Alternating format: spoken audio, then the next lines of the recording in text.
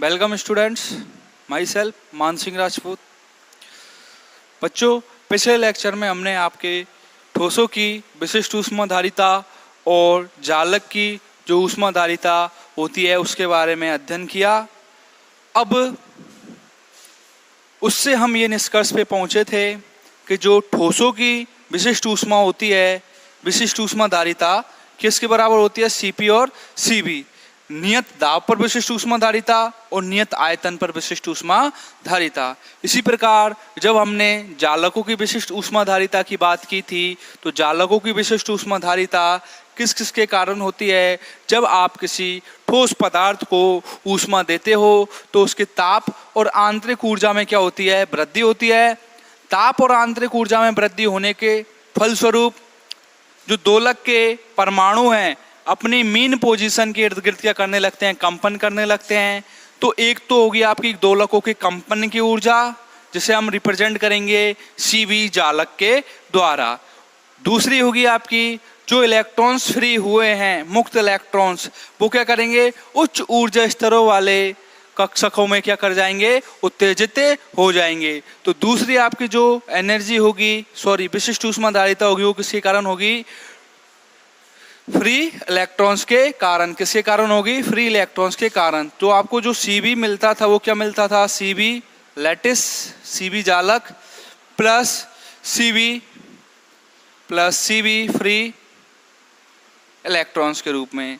फिर हमने अध्ययन किया था कि ये सीबी फ्री इलेक्ट्रॉन्स का जो योगदान है जालक की विशिष्ट ऊष्माधारिता में नियत आयतन पर, वो क्या है? 0 के बराबर है। किसके बराबर है? 0 के बराबर है। तो जो जालक की आपको विशिष्ट ऊष्माधारिता प्राप्त हुई नियत आयतन पर, वो किसके बराबर प्राप्त हुई बच्चों? सीबी लैटिस के बराबर। तो ये कहलाई आपकी जालक की विशिष्ट ऊष्माधारिता। अब इसी जालक की विशिष्ट ऊष्माधारिता के संदर्भ में हम क्या ज्ञात करेंगे कि जालक की जो एनर्जी होती है, प्रति अनुमाध्य ऊर्जा, वो हमको क्या प्राप्त होगी? तो उसी को लेके हम पढ़ेंगे जो आज का आपका टॉपिक है, विशिष्ट ऊष्मा का चिरसम्मत सिद्धांत, classical theory of special heat capacity, specific heat capacity, या फिर ड्यूलोंग या पेटिट लॉ भी बोलते हैं इसको। क्या बोलते हैं? ड्यूलोंग और पेटिट का नियम। तो देखो बच्चों, विशिष्ट ऊष्मा के चिरसम्मत सिद्धांत के अनुसार, चिरसम्मत का मतलब होता है क्लासिकल थ्योरी के अनुसार, जो जालक होते हैं चिरसम्मत सिद्धांत के अनुसार जो ठोस होते हैं वो अपनी माध्य स्थिति के क्या करते हैं? इर्द गिर्द कंपन करते हैं। और माध्य स्थिति के इर्द गिर्द कंपन करने से आशय यह है कि प्रत्येक परमाणु जो होता है वो मुक्त अवस्था में दोलन करता है। देखो, चिरसम्मत सिद्धांत के अनुसार स्टेटमेंट इसका, चिरसम्मत सिद्धांत के अनुसार, सिद्धांत के अनुसार ठोसों में प्रत्येक परमाणु, ठोसों में, चिरसम्मत का मतलब होता है जो क्लासिकल थ्योरी, क्लासिकल मैकेनिक्स की बात करेंगे, यांत्रिक थ्योरी। तो चिरसम्मत सिद्धांत के अनुसार जो ठोस होते थे उन ठोसों में जो प्रत्येक परमाणु होता था अपने मीन पोजीशन के इर्द गिर्द क्या करता था? कंपन करता था, या फिर आप बोल सकते हो कि वो मुक्त अवस्था में क्या करता था? दोलन करता था।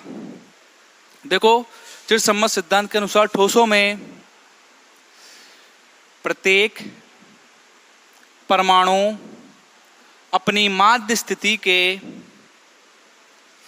अपनी माध्य स्थिति का मतलब है जो मीन पोजीशन है, साम्य अवस्था की स्थिति के। कौन सी स्थिति बच्चों? साम्य अवस्था की स्थिति। तो चिरसम्मत सिद्धांत के अनुसार ठोसों में प्रत्येक परमाणु अपनी माध्य स्थिति के इर्द गिर्द मुक्त अवस्था में, इर्द गिर्द मुक्त अवस्था में कंपन करता है। अर्थात, या फिर इन अदर्स वर्ड्स, दूसरे शब्दों में आप क्या कह सकते हो कि प्रत्येक परमाणु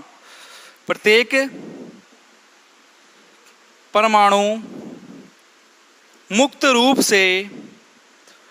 रूप से कम कंपन आयाम वाले, कम कंपन आयाम वाले जो एटम्स होंगे, जो कंपन नहीं कर रहे हैं, उनका आयाम क्या होगा, बहुत ही कम। तो प्रत्येक परमाणु जो है कम कंपन आयाम वाले सरल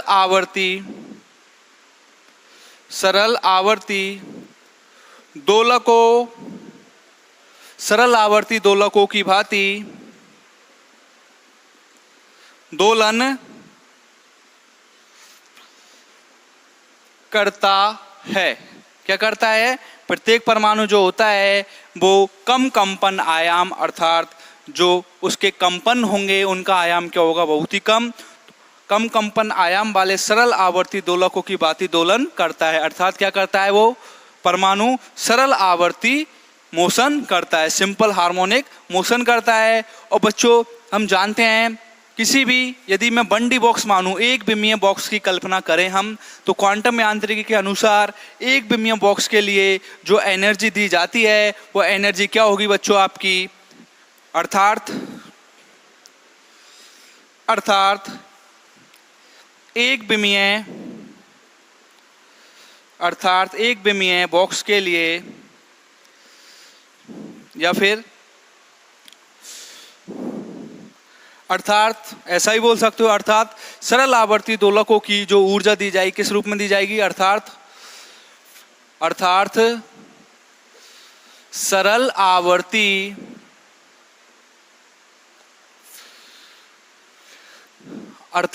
आवर्ती दोलकों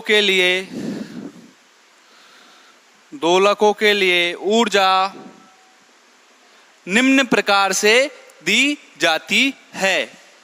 ऊर्जा निम्न प्रकार से दी जाती है। देखो E बराबर क्या हो जाएगा आपका, जो टोटल एनर्जी होगी किसके बराबर होगी, बात किसकी कर रहे हैं, सिंपल हार्मोनिक मोशन के अंदर जो एटम क्या कर रहा है, कम आयाम वाले कंपन के सरल आवर्ती दोलन कर रहा है, उसकी एनर्जी क्या होगी आपकी, px²/2m plus 1/2m omega not square x²।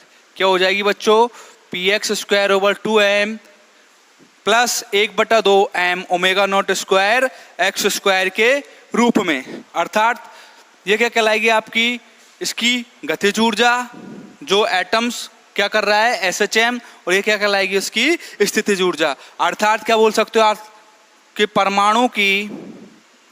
परमाणु की कुल ऊर्जा या फिर दोलक की कुल ऊर्जा, गतिज ऊर्जा तथा स्थितिज ऊर्जा पोटेंशियल एनर्जी के योग के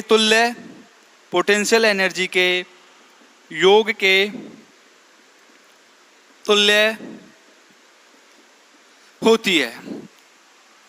ओके स्टूडेंट, तो एनर्जी किससे दी जाएगी आपकी, E बराबर px²/2m plus 1/2m omega not square x²।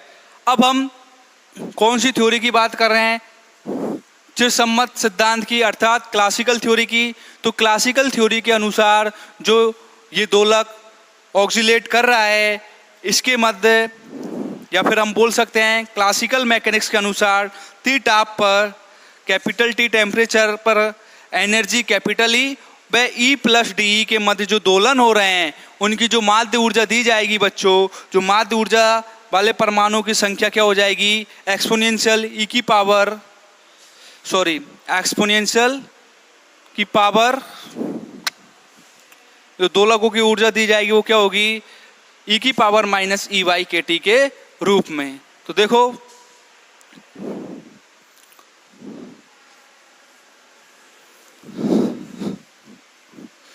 Classical theory के अनुसार हम क्या कह सकते हैं,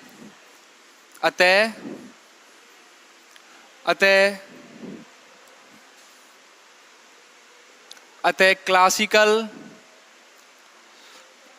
क्लासिकल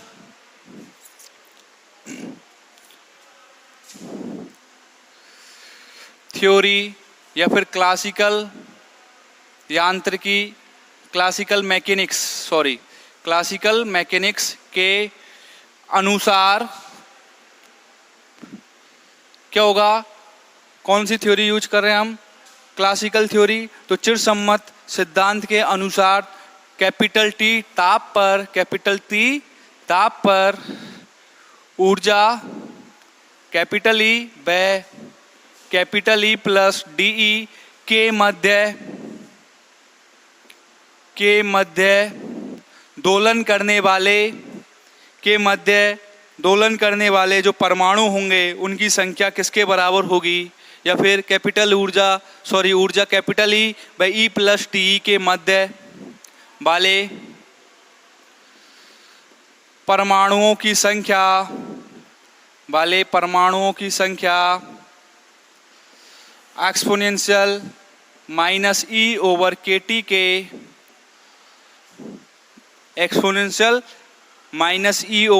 के समानुपाती होती है।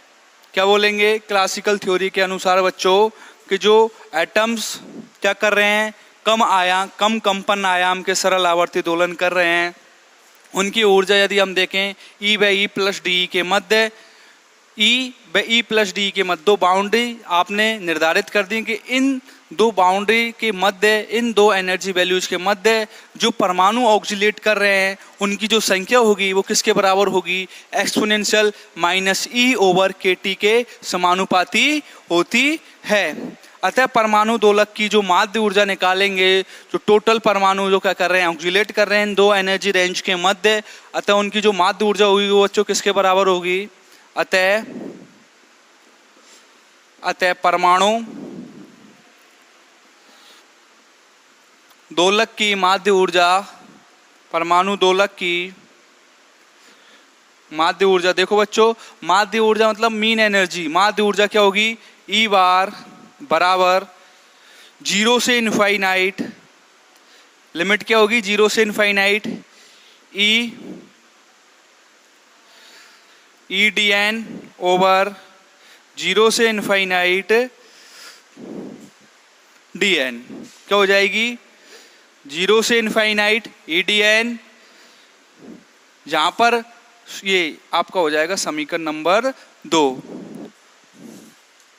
यहाँ जो Dn है ताप T पर ऊर्जा E व E प्लस DE के मध्य वाले परमाणुओं की संख्या को क्या करता है, व्यक्त करता है। Dn क्या व्यक्त करता है, आपका ताप T पर ऊर्जा E व E प्लस DE के मध्य वाले परमाणु की टोटल कितनी संख्या है उसके मान को क्या करेगा, व्यक्त करेगा। तो देखो बच्चों, आपके पास समीकरण नंबर 1 से किसका मान है, E का, तो E का मान यहाँ पे उठा के रख दोगे, समीकरण नंबर 1 से समीकरण नंबर 2 में मान रखोगे तो क्या प्राप्त होगा आपको, समीकरण 2 से मान समीकरण नंबर 1 में रखने पर। तो देखो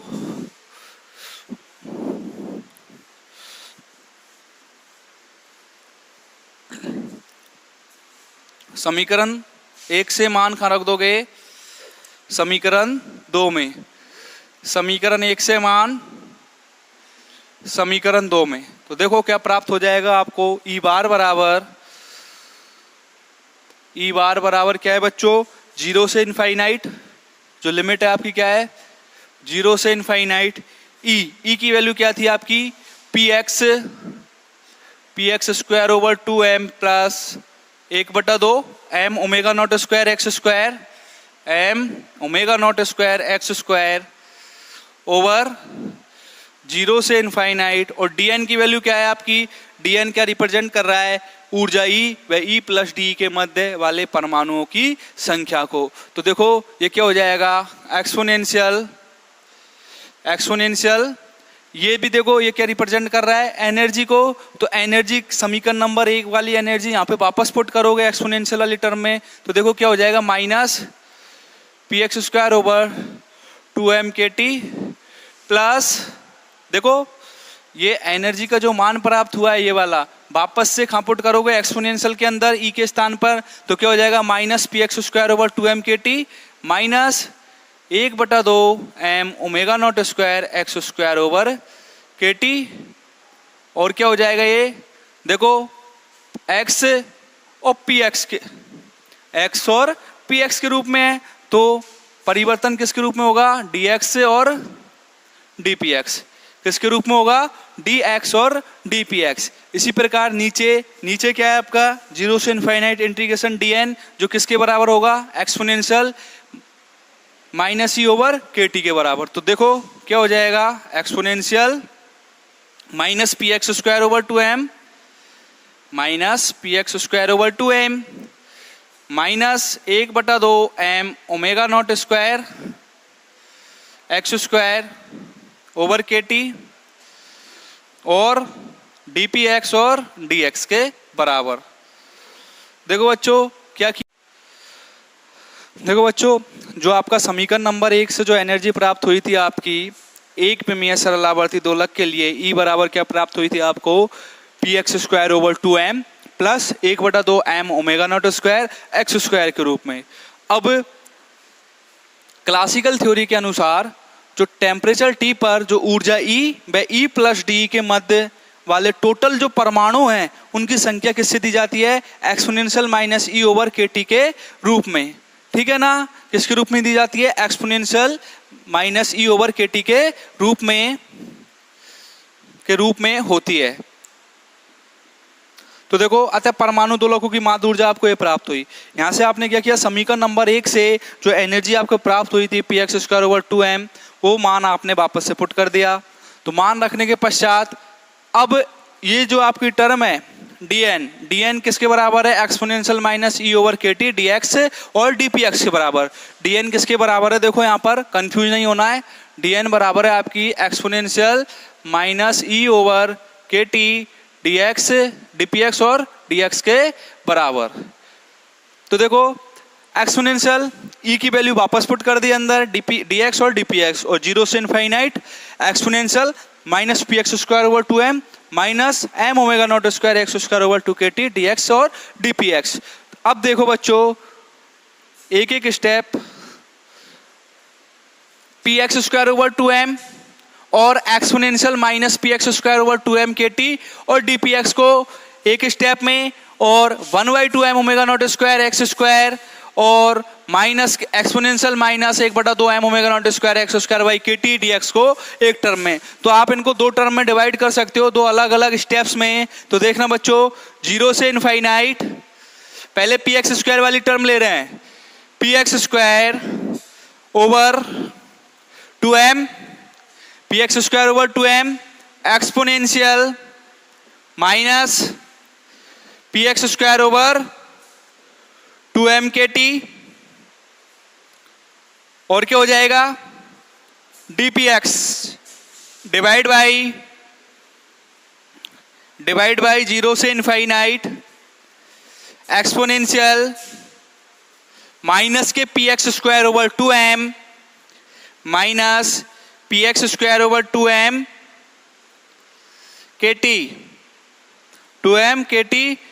और dpx क्या हो जाएगा, माइनस के 2m square over kt dpx। और इसी प्रकार देखो ये दो टर्म में डिवाइड हो जाएगी, इस वाली टर्म के नीचे px वाली के नीचे px और 1/2 m ओमेगा नॉट स्क्वायर वाली टर्म के नीचे 1/2 m ओमेगा नॉट स्क्वायर वाली टर्म। तो आपकी इस प्रकार जो एनर्जी प्राप्त हुई दो प्रकार से डिवाइड हो जाएगी। देखो बच्चों यहाँ पर जो आपका इंटीग्रेशन प्राप्त होगा minus infinite to plus infinite, कितना होगा, minus infinity two plus infinity के रूप में। Okay students, minus infinite to plus infinite के रूप में। यहाँ से ई बार देखोगे तो क्या हो जाएगा, 0 से इनफाइनाइट और 0 से infinite, sorry minus infinite to plus infinite और minus infinite to plus infinite के रूप में। ये देख लेना एक बार, ई बार जो होगा क्या होगा, माइनस इनफाइनाइट से प्लस इनफाइनाइट EDN और माइनस इनफाइनाइट से प्लस इनफाइनाइट DN के बराबर। अब देखो बच्चों आपका जो टाइम पीरियड था या फिर जो लिमिट थी वो क्या थी, minus infinite to plus infinite, क्योंकि फुल रीजन के अंदर देख रहे हैं अपन एक स्पेस निर्धारित हो गया आपको, फेज स्पेस dx और dpx। कौन सा फेज स्पेस हो गया, dx और dpx, सॉरी यहाँ पे आपका 0 से इनफाइनाइट ही रहेगा। ये फेज स्पेस होने के कारण dx और dpx, तो टोटल फेज स्पेस में देख रहे हैं minus infinite to plus infinite region में, तो लिमिट क्या हो जाएगी माइनस इन्फिनिटी से प्लस इन्फिनिटी। तो आपने px वाली टर्म अलग कर ली प्लस, इसी प्रकार जीरो से infinite, sorry minus infinite to plus infinite, minus infinite to plus infinite, 1/2 m omega not square x square over के टी, और exponential minus 1/2 m omega not square x square over के T, क्या हो जाएगा dx divide by ये वाली term आ जाएगी इसके नीचे minus infinite to plus infinite 1/2, sorry exponential, देखो ये वाली टर्म आ जाएगी एक्सपोनेंशियल 1/2 एक्सपोनेंशियल माइनस 1/2 के T m omega not square x square dx। तो ये आपके दो समीकरण मिल गए आपको, या फिर दो पार्ट में हमने इसको डिवाइड कर लिया। तो देखो ये थोड़ा डेरिवेशन लंबा जाएगा, इसलिए मैं बोर्ड पे थोड़ा स्पेस कर लूं इस कंप्लीट।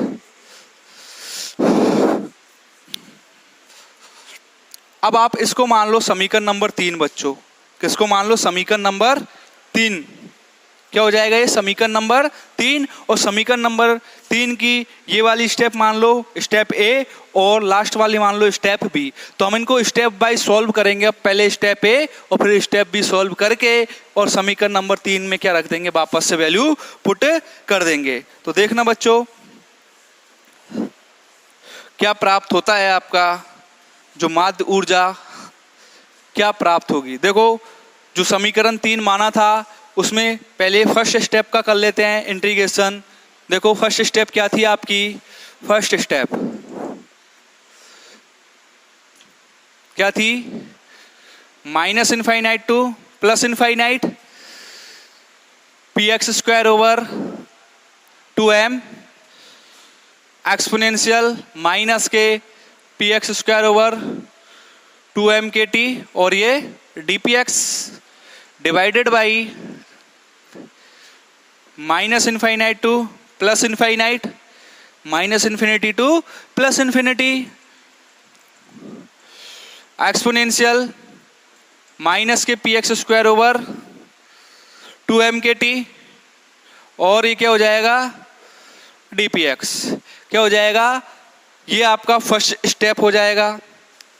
फर्स्ट स्टेप के बाद अब इसको सॉल्व करेंगे, तो इसको सॉल्व करने के लिए आपको कोई फॉर्मूला यूज करना पड़ेगा। आप गामा फंक्शन के बारे में यदि जानते हो तो गामा फंक्शन यहाँ पे अप्लाई होगा। देखो गामा फंक्शन क्या होता है आपका, गामा फंक्शन, देखो गामा फंक्शन क्या हो जाएगा, ये होता है 0 से इनफाइनाइट एक्स की पावर m e की पावर माइनस अल्फा एक्स की पावर n dx बराबर 1/n gamma m plus 1/n और अल्फा की पावर m प्लस 1/n। इस फॉर्मूले के अकॉर्डिंग बच्चों हम इसको सॉल्व करेंगे। इस स्टेप को फॉर्मूला क्या है आपका गामा फंक्शन 0 से इनफाइनाइट, कौन सी रेंज में लगता है 0 से इनफाइनाइट एक्स की पावर m e की पावर माइनस अल्फा एक्स की पावर n dx बराबर 1/n gamma m plus 1/n और अल्फा की पावर m प्लस 1/n। तो देखो कंपेयर करो इसको बच्चों, तो इसको मैं इस रूप में लिख सकता हूं, इस वाले स्टेप को हम किस रूप में लिख सकते हैं 2 times 0 to infinite 2 times 0 to infinite px square over 2m exponential minus px square over 2m k t, और dpx divided by 2 times 0 to infinite exponential minus k px square over 2m k t, और ये dpx। तो 2 से 2 क्या हो जाएगा आपका cancel out, क्या हो जाएगा 2 से 2 कैंसिल आउट। अब कंपेयर करके देखो बच्चों x की पावर m, देखो px स्क्वायर और ये px स्क्वायर की फॉर्म में, px और px की फॉर्म में। तो देखो कंपेयर करूं यदि मैं फॉर्मूले से ऊपर वाली टर्म को, तो यहाँ पे देखो 1/2m पहले बाहर निकाल दो, 1/2m बाहर निकाल दिया, अंदर क्या बच जाएगा आपका 0 to infinite P x square exponential minus, देखो एक बार मैं आपको करना सिखा रहा हूं कि गामा फंक्शन आप कैसे यूज करोगे, फिर सेकंड वाले टर्म में हम इतना कॉमन लेके नहीं करेंगे, नहीं तो काफी लंबा हो जाएगा। तो आप 1/2m पहले बाहर निकालो, 0 to infinite P x square exponential minus P x square over 2m k t और ये D P x divided by 0 से infinite exponential minus P x square over 2m k t और ये डी पी एक्स। अब gamma function वाले फॉर्मूले से आप कंपेयर कर लो इसको, तो देखो ऊपर वाले टर्म में जब गामा फंक्शन लगाओगे तो m का वैल्यू क्या है बच्चों आपका 2, देखो x की पावर m और पी एक्स स्क्वायर कितना वैल्यू है m का 2 और n का वैल्यू कितना है आपका, n का वैल्यू भी कितना है 2।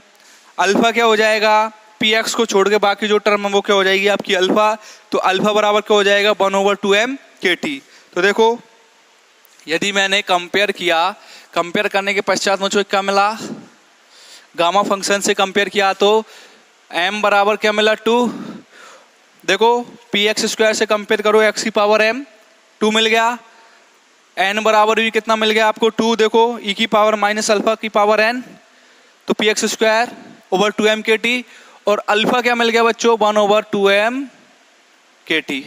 तो फॉर्मूला लगा दो ऊपर, देखो क्या हो जाएगा 1/2m क्या है फॉर्मूला 1/n, n की वैल्यू कितनी है 2, तो 1/2 गामा m प्लस 1/n, तो गामा m प्लस 1 तो 2 प्लस 1/2, तो क्या हो जाएगा गामा 3/2, क्या हो जाएगा गामा 3/2 और अल्फा की power m plus 1/n, alpha की पावर क्या है m प्लस 1/n, तो अल्फा क्या है आपका 1/2m के टी की पावर 3/2।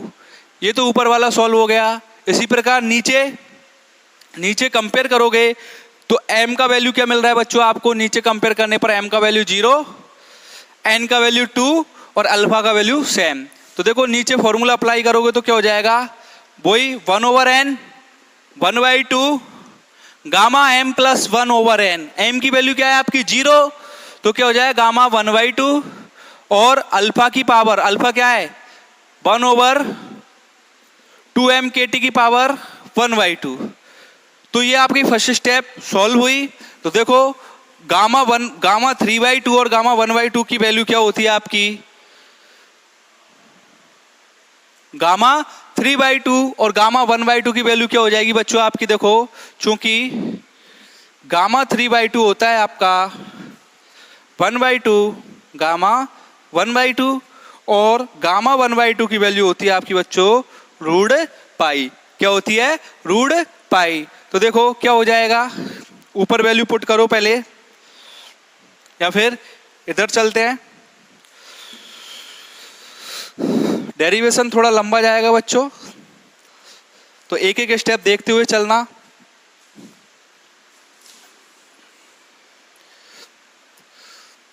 देखो ये वैल्यू जब पुट कर दोगे तो क्या मिलेगा आपको, फर्स्ट स्टेप का solution 1/2m multiplied by 1/2, gamma 3/2 की वैल्यू क्या हो जाएगी 1/2 और गामा 1/2 और गामा 1/2 की वैल्यू क्या है रूट पाई, तो क्या हो जाएगा अंडर रूट पाई बाई 2, क्या हो जाएगा root pi by 2 multiplied 2m k T ऊपर पहुंच जाएगा, 2m के टी की पावर क्या हो जाएगा 3/2, यही होगा 2m के टी की पावर 3/2।